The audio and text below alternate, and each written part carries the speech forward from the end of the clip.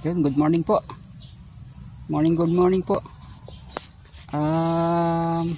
May simpleng tips lang po ako sa inyo kung sakaling pupunta po tayo ng bukid na hindi po natin masyadong kabisado yung lugar.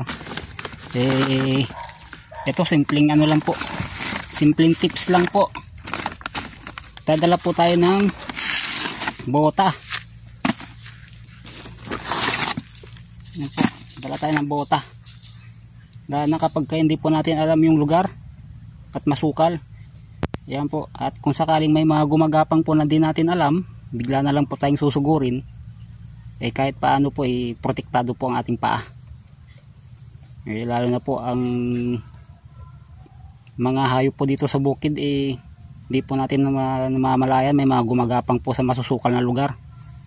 Kahit paano po meron po tayong safety. Yan po.